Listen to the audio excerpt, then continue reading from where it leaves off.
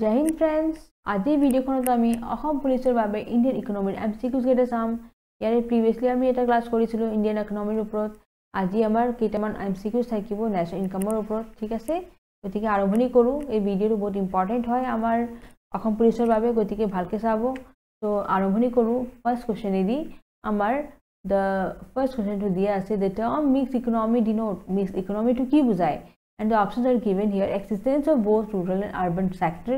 Second to us the existence of both private and public sector. Third to us the existence of both heavy and small industries. Last to us our existence of both developed and underdeveloped sector. Okay, here we are going to bujabo our mixed economy. Right answer is existence of both private and public sector. তার মানে mix মানে কি? বস্তুটো mix হৈ আছে, নহয় মিশ্র হিসাবত আছে। তো মিশ্রিত অর্থনীতি বুজাবো আমাৰ প্ৰাইভেট আৰু পাব্লিক সেক্টৰ দুটাৰ একেলগে বুজাব। ওকে, খণ্ডটো দুটা একেলগে বুজাব আমাৰ কি? মিশ্ৰিত অৰ্থনীতি। মনত থাকিব না, মিক্সড ইকনমি মানে মিক্স হৈ আছে, তাৰ মানে প্ৰাইভেট আৰু পাব্লিক দুটা মিক্স হৈ আছে, এইটোৱে বুজাব আমাৰ কি? Mixed economy. Okay, next two চাওঁ এতিয়া। In an economy the sectors are classified into public and private on the basis of. এটা ইকনমিত যেতিয়া সেক্টৰছবিলাক ক্লাছিফাই কৰা হয় পাব্লিক এণ্ড প্ৰাইভেটৰ ওপৰত, এইটো কি হিচাপত সিহঁতে মানে ক্লাছিফাই কৰে, নহয় ভাগ কৰি দিয়ে, কি হিচাপত সিহঁতে ভাগ কৰে? and these are the options and the right answer is ownership of enterprise. ownership of enterprise তাৰ মানে তাৰে মালিক হিচাপে কোনে আছে, ownership কোনে লৈছে এই বিজনেছৰ, নহয় এই উদ্যোগৰ ownershipটো কেনেকৈ কি আছে সেইটোৰ ওপৰত নিৰ্ভৰ কৰি পেলাই কৰা হয় পাব্লিক এণ্ড প্ৰাইভেট ক্লাছিফিকেশ্যন, ঠিক আছে। সেক্টৰটো খণ্ডটো আমাৰ পাব্লিক হ'ব নে এইটো প্ৰাইভেট হ'ব, সেনেকৈ ধৰা হয়, ঠিক আছে। ownership of enterprises মনত থাকিব না, ঠিক আছে। নেক্সট কুৱেশ্যনটো চাই এতিয়া।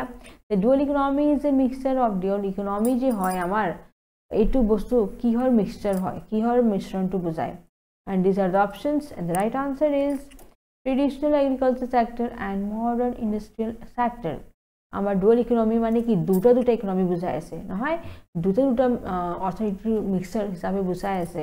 কিহৰ মিশ্ৰণটো বুজায়? এটা হ'ল আমাৰ ট্ৰেডিশ্যনেল, ঠিক আছে, পাৰম্পৰিক হিচাপে আমাৰ এগ্ৰিকালচাৰ ছেক্টৰ কৃষি খণ্ড, আৰু মডাৰ্ণ ইণ্ডাষ্ট্ৰিয়েল ছেক্টৰ আৰু আমাৰ আধুনিক হিচাপে যে উদ্যোগ খণ্ডটো আছে, এই দুটা একেলগে মিশ্ৰণটো কি বুজায়? Dual economy.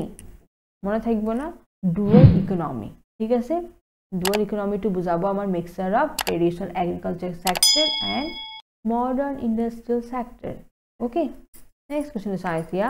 The sector of Indian economy has shown remarkable expansion during the last decade. So, কোনটো আমাৰ ইণ্ডিয়ান ইকনমিৰ ছেক্টৰটো খণ্ডটোৱে বুজাই আছে remarkable expansion during the last decade. তাৰমানে লাষ্ট যোনটো 10 বছৰ গ'ল, নহয় তাতে একেবাৰে ভালকৈ মানে কাৰ বৃদ্ধি হৈছে? এক্সপানশ্যন মানে কি? বহুত ধুনীয়াকৈ বস্তুটো বৃদ্ধি হৈছে, প্ৰসাৰণ হৈছে, গতিকে সেইটো বস্তু আমাৰ কোনটো ছেক্টৰত হৈছে? And the right answer is tertiary sector. Tertiary ছেক্টৰে মেইন কি কৰে? আমাৰ ভাৰতৰ ইকনমি, দেশৰ এটা ইকনমিটো বুজায়, হয়নে? আৰু টাৰ্চিয়াৰী ছেক্টৰতে মেইনলি কি হৈছিল? আমাৰ ভাল এক্সপানশ্যন হৈছিল, বৃদ্ধি হৈছিল, ঠিক আছে। নেক্সট কুৱেশ্যনটো চাওঁ এতিয়া। When development in economy takes place, the share of tertiary sector in national income. এতিয়া ডেভেলপমেণ্ট হয় আমাৰ ইকনমিত, ঠিক আছে, তেতিয়া শ্বেয়াৰটো যে আমাৰ টাৰ্চিয়াৰী ছেক্টৰৰ যে থাকে নেশ্যনেল ইনকামৰ, সেইটো কি হয়? যেতিয়া ইকনমিটো আমাৰ ডেভেলপমেণ্ট হ'ব, তেতিয়া টাৰ্চিয়াৰী ছেক্টৰটো কি হ'ব লাগে? And the right answer is keeps on increasing. যেতিয়া আমাৰ টাৰ্চিয়াৰী ছেক্টৰটো যেতিয়া বাঢ়িব, তাৰমানে কি? আমাৰ নেশ্যনেল ইনকামটোও বাঢ়িছে, হয়নে? অলপ আগতে মই কৈছিলোঁ এইটো বস্তু কিহৰ ওপৰত নিৰ্ভৰ কৰে? টাৰ্চিয়াৰী ছেক্টৰৰ ওপৰত নিৰ্ভৰ কৰে। তো টাৰ্চিয়াৰী ছেক্টৰটো তাৰমানে তৃতীয় খণ্ডটো কি হ'ব? আমাৰ ডেভেলপ হ'ব, মানে বাঢ়িব, ইনক্ৰিজ হ'ব, তেতিয়া আমাৰ ইকনমিটো বাঢ়িব দেশৰ, ঠিক আছে। এতিয়া নেক্সট কুৱেশ্যনটো চাওঁ। It will be true to classify India as, আমি কি কৰোঁ? ভাৰত যদি ক্লাছিফাই কৰোঁ তেনেহ'লে কোনটো শুদ্ধ হ'ব? The right answer is a labour surplus economy. তাৰমানে আমাৰ ইয়াতে শ্ৰমিকো আছে আৰু কি হৈ আছে? অৰ্থনীতি দুটা ছাৰপ্লাছ হৈ আছে, ঠিক আছে। এ লেবাৰ ছাৰপ্লাছ ইকনমি, এইটো বুজাব আমাৰ India. Okay, next mix economy means. Mix ইকনমিটো কি বুজায়? অলপ আগতে কৈছিলোঁ মই, হয়নে? Right answer is where public sector exist along with the private sector in national economy. গতিকে যেতিয়া আমাৰ public sector plus private sector যেতিয়া দুটা একেলগে ধৰা হয়, তেতিয়া এইটো আমাৰ মিক্সড ইকনমি বুলি বুজায়, ঠিক আছে। Next, in India plan economy is based on, আমাৰ ভাৰতত প্লান ইকনমিটো কিহৰ ওপৰত নিৰ্ভৰ কৰে? Right answer is socialist system.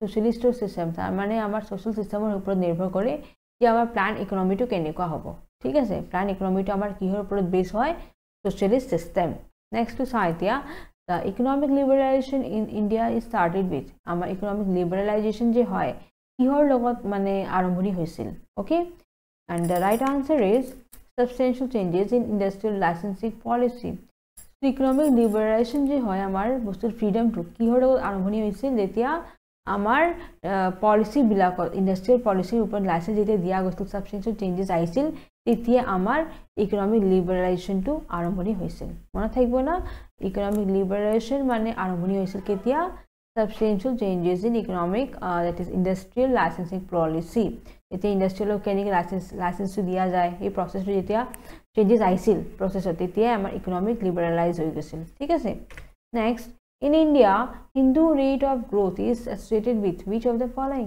amar je bharatot thik ase hindur je bridhir har ase bikashor har to ase to kihor logot jorito hoi ase right answer is national income etu kihor upor nirbhor hoi ase ba kihor logot jorito hoi ase bostu to national income or upor jorito hoi ase thik ase next society which one of the following is not an example of economic overhead yar por amar kuntu eta not boli dise to etu lo sabo not an example of economic overhead and the right answer is coal mines to amar ki hisabe nopore boli hudise ha etu sabo economic overhead jot amar mane tare upor nopore economic upor thik ase kintu coal mines sate nopore kintu school sanitary facility road railways ebla kintu amar economic overhead ot pori jabo examples hoy ebla kintu coal mines yate nopore thik ase next Hindu rate of growth refers to the rate of growth of Hindu rate of growth Hindur je mane har hoy bikashor hetu amar kihor logot jorito hoi ase it is rate of growth of what and the right answer is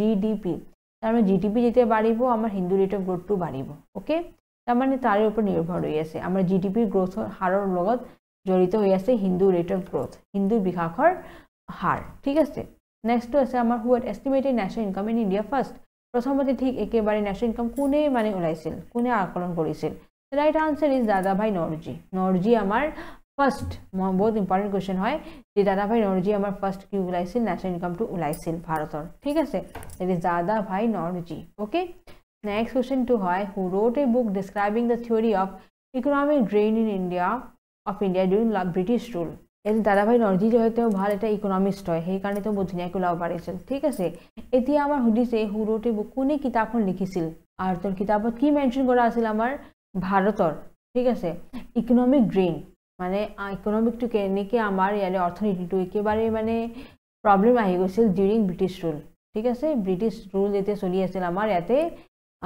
ব্ৰিটিছৰ যেতিয়া শাসনকাল চলি আছিল তেতিয়া আমাৰ ভাৰতৰ আমাৰ অৰ্থনীতি কি কণ্ডিশ্যন হৈ গৈছে সেইটো বস্তু ডেসক্ৰাইব কৰিছে কোনে নিজৰ কিতাপত ৰাইট আনসাৰ ইজ দাদাভাই নৰজি যেটো দাদাভাই নৰজিয়ে আমাৰ গোটেই বস্তুটো আকলন কৰিছিল নহয় ফাৰ্স্ট টাইম আমাৰ ইন্ডিয়াৰ ইকোনমি তেৱে নিজৰ কিতাপত লিখিছে আমাৰ গোটেই ইকোনমিকৰ বিষয় ভাৰতৰ বস্তুটো তেওঁ বুজাই দিছিল নিজৰ কিতাপত ঠিক আছে গতিকে মানুহজনৰ নাম কি হ'ব দাদাভাই নৰজি ওকে নেক্সট কোৱেশ্চন ইজ এতিয়া as the economy develops the share of the tertiary sector in the GDP যেতিয়া আমাৰ এটা ইকোনমি মানে ডেভেলপ হয় বিকাশ হয় নহয় অৰ্থনীতি যেতিয়া বিকাশ হয় তেনেহলে তৃতীয় খণ্ডৰ শেয়াৰটো কি হয় জিডিপিৰ right answer is increases obviously বাড়িবহে হয়নে যেতে ইকোনমিক বাড়িছে তার মানে কি টারশারি সেক্টরটো বাড়িছে ওকে জিডিপি টো কি হবে ইনক্রিজ হবে national income of a country এটা দেশৰ ন্যাশনাল ইনকাম টো কি বুজায় right answer is sub total of factor incomes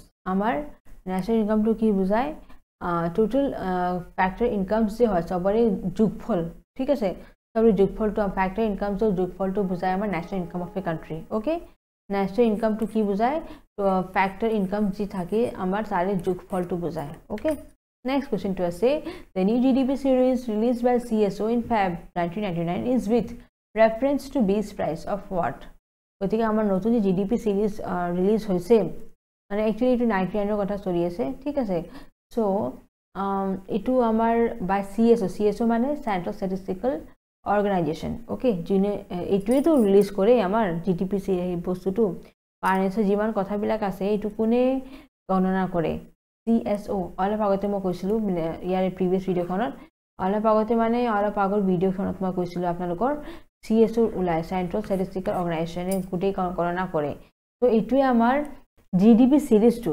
release যে হয় আমাৰ নতুনকে CSO ওলাই okay February and it is with reference to base price এটো কি চাই পেলে কৰে কিহৰ ওপৰত নিৰ্ভৰ কৰি পেলে এটো ওলাই নতুন GDP সিরিজটো the right answer is 93 to 94 তাহলে 93 94 যে আপনার বেস প্রাইস আছিল GDP ৰ হেতু ওপৰত নিৰ্ভৰ কৰি পেলে 99 ৰ এই নতুন CSO নতুন GDP সিৰিজটো ৰিলিজ কৰিছিল CSO ঠিক আছে next the per capita income in India was 720 in 1867 to 68 was ascertained for the first time by গতি per capita income যে আমাৰ 67 68 ৰ যে উলাইছিল এটো কিমান আছিল 720 নহয় গতি এটো কোনে ফার্স্ট টাইম উলাইছিল and the right answer is দাদাভাই নওরজি ফার্স্ট টাইম কোনে উলাইছিল দাদাভাই নওরজি উলাইছিল নহয় per capita income to and next question চাও এতিয়া ইয়াতে চাব দাদাভাই নওরজি ফার্স্ট আমাৰ দেশৰ কাৰণে ক্যালকুলেশন গণনাও কৰিছিল হা ইনকাম ন্যাশনাল ইনকাম টু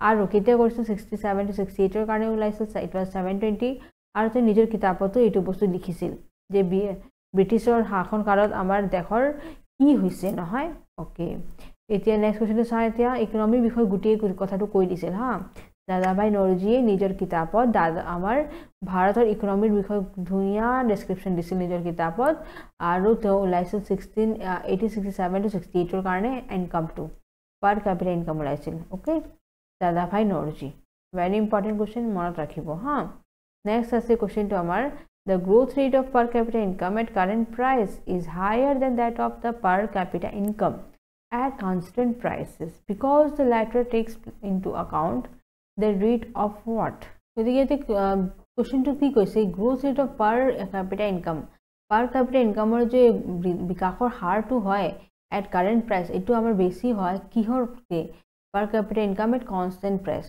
ঠিক আছে কাৰেন্ট প্ৰাইসৰ পৰা constant priceৰ বেছি হয় ঠিক আছে কাৰণটো কি the latter মানে কি পিছৰটো হা আমাৰ per capita income at constant price এটো কি হয় it takes into account the rate of এটো কিহৰ হাৰটোৰ লগত জড়িত হৈ থাকে the right answer is increase in price level okay আমাৰ constant price per capita income to কি হলে জড়িত হৈ থাকে এটো কি কৰে ইনক্ৰিজ কৰি দিয়ে প্ৰাইস লেভেলটো ওকে সেই কাৰণে আমাৰ এটো বস্তু বাঢ়ি থাকে per capita income to current price to ঠিক আছে মনত থাকিবনে per capita income to আমাৰ current priceৰ বেছি হৈ থাকে per capita income constant priceত কাৰণ আমাৰ এটো কি কৰে প্ৰাইস লেভেলৰ হাৰটো বঢ়াই দিয়ে ঠিক আছে next the most appropriate measure of a country's economic growth is its আমাৰ একেবাৰে ইম্পৰ্টেন্ট মেজাৰ মানে জুখিব লগা ভাৰতৰ মানে অৰ্থনীতি যে হাৰটো আমি উলাও বৃদ্ধি হাৰটো উলাও এটো বস্তু কি বুজাই ইয়াৰে পৰা and the right answer is GDP